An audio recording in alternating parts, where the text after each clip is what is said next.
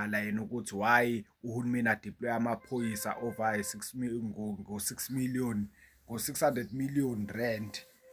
Yindaba uguqula inkulumo, angithi oJacinta are the one laba bathe bazokwenza udlame, akushongo yena, kodwa obhululu bakade ehamba nabo ibona kade beshilo. So useyangithuka-ke lo, uyisitabane wemfethu. Uyabona mina angisoze mina ngiwujoyine lo dotweni we-March and March, fanele nikwazi lokho. Kufanele mina ngijoyine udotweni we-March and March wokuthi u-black must kill another black. Le nto KwaZulu Natal amaZulu awaqala ukuyenza. Why silo sinikhumbuza sinitshela into eyodwa lo siniremind. AmaZulu awaqala ukuyenza le nto. AmaZulu le nto aqala ukuyenza ngo-1990 kade ayiqala le nto.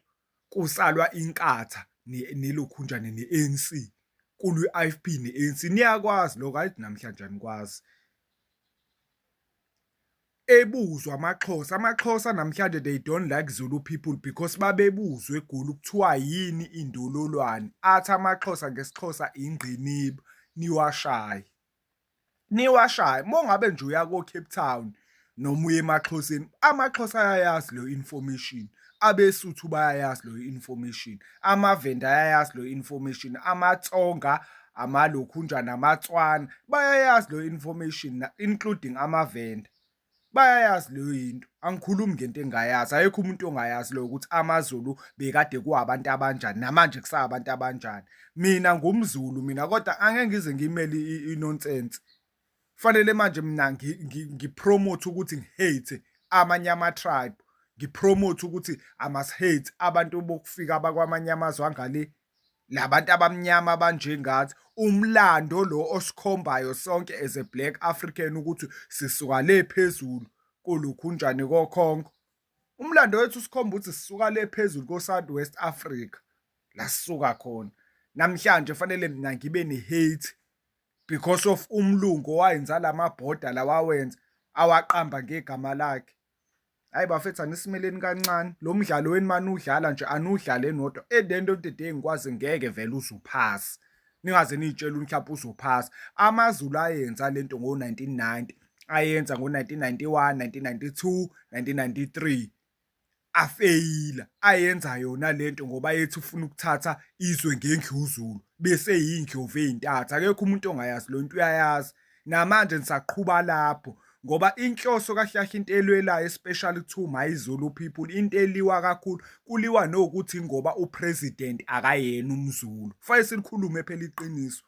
Msanje kusinyanyisa nini, nifuna ukuthi nisifake inzondo manje fanele sizonde ngenkani masikhuluma engazi ukuthi akuhambisani nani. Hayi uyisitabane, hayi nawe kumele ushawe ngoba sikhuluma into engafani neyenu. AmaZulu kade ayenza lento obuholigo not namhlanje, kudala into endala eyaziwayo.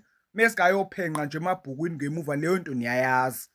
Kufanele nathi sibe naleyo ngqondo, nathi sihate ngenkani, kumele sihate ngenkani, sizonde ngenkani, sithakathe ngenkani, kumele sibe iy'nkabi ngenkani. Hhayi anisixolele nje bafethu, anisixolele nje. Umdlalo weni mani udlala, udlaneni nodwa, msana ukufaka thina lapho kule nto eniyenzayo ngoba niyayazi nina into enicasula ukuthi nicasulwa yini. Mina angimkhulumeli uRamaphosa, uRamaphosa angimkhulumeli, kodwa manje ezinye zezathu ezizozenza ukuthi mina ngiphinde ngimkhulumele futhi, it's because amaZulu the way alwa ngakhona, it's because upresident akayena umZulu. Iqala lapho nje inkinga, iqala nje lapho nje inkinga ukuthi upresident akayena umZulu. Ukuba umZulu ngaba wekho wonke lama-march. Ukuba upresident ungumZulu ngaba wekho wonke lama-march. Iqala lapho inkinga, akekho ongazi ukuthi abantu bakithi abantu abanjani. Nina nihlula ngisho ukuphilisana ngisho endaweni. Ungahamba umgaqo uqede la emalokishini uyophuma uyoqala ngenke uyophuma enzani, you will find out ukuthi most of 6 of omakhelwane abazwani bayazondana. La KwaZulu Natal ngikhuluma kwenye indawo, nithumelelana nemfene, nifakana iy'taputapu, sithi siyaphuma emasangweni sibona iy'nkukhu, iy'bhubulu zey'nkukhu ezinenaliti. Akekho ongakwazi ukuthi abantu bayaZulu Natal bayabantu abanjani. So manje mengabe thina sikhomenti okuhlukile okungahambisani nalento eniyenzayo ukuthi kumele sizonde, seniyasithuka-ke nisibiza ngey'tabane ngoba nifanele silandele njenganamadada, silandele nenonsense eniyenzayo. Mina ngeke ngayikhulumi lento, yabona nje ngifuna ukukhuluma ine-point of emsebenzini ade ngisemsebenzini.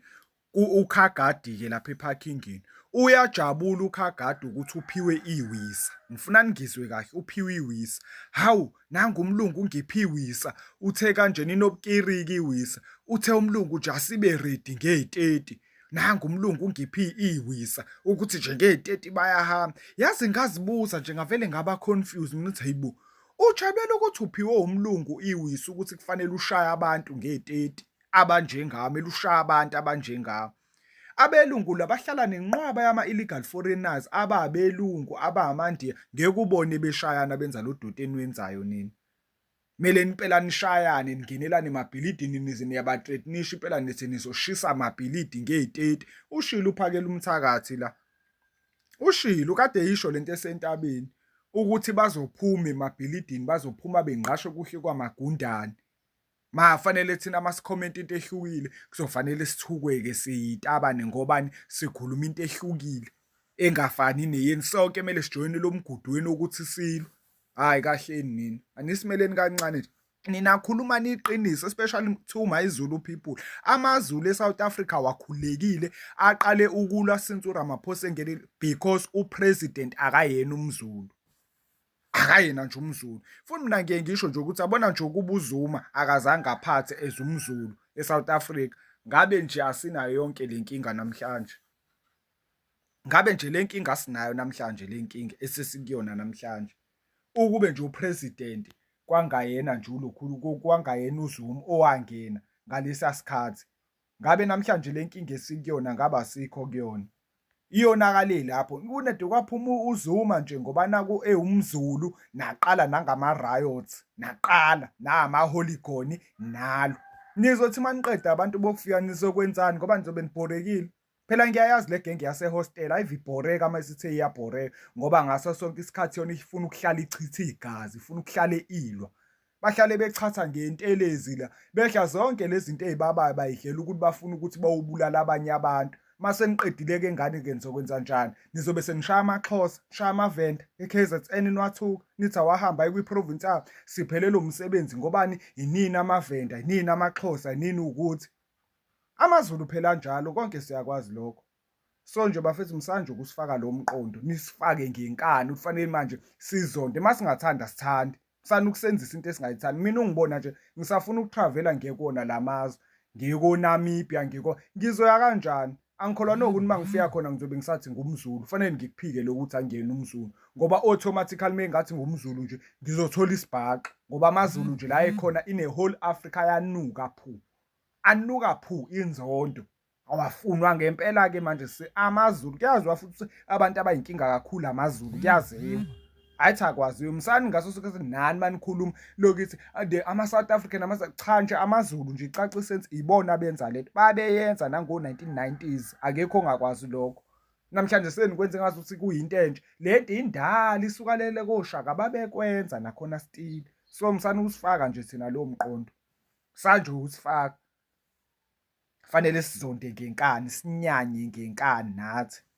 Hhayi msanje ukusifaka nje lowo mqondo.